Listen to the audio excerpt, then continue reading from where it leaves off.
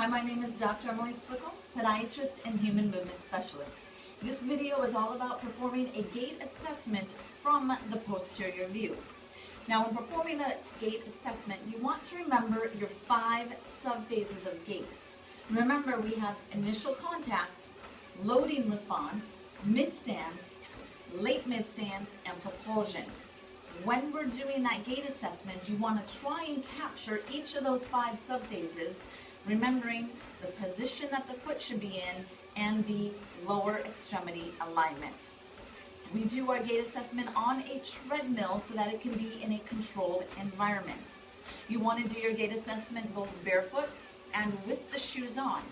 The reason you want to do it in both of these conditions is that certain things become a little bit more visible when they're barefoot, and then other things actually present a little bit larger when the shoes are on.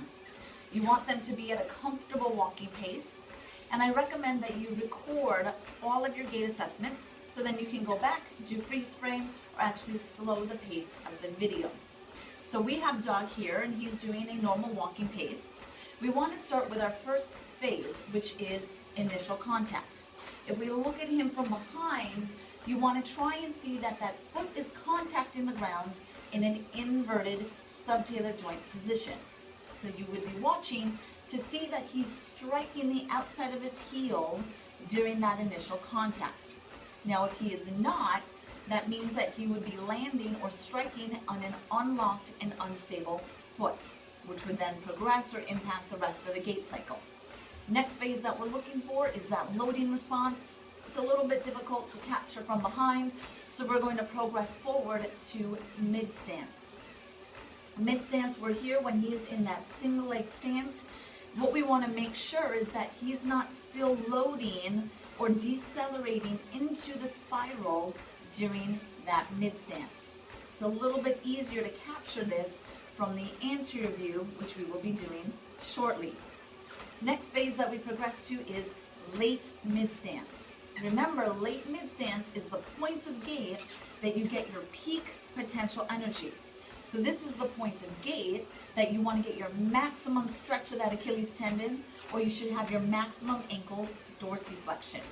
If we look at Dog, I want you to try and capture that late midstance.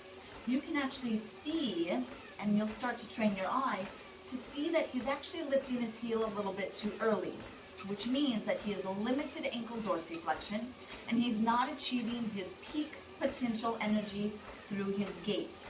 So he would be moving a little less efficiently than we want. Last phase that we're looking at is propulsion.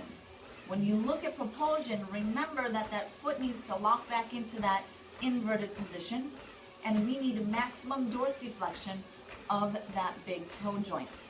Any deviation off of that sagittal plane when they push off is going to compromise the way at which they lock the foot, as well as that elastic energy transfer.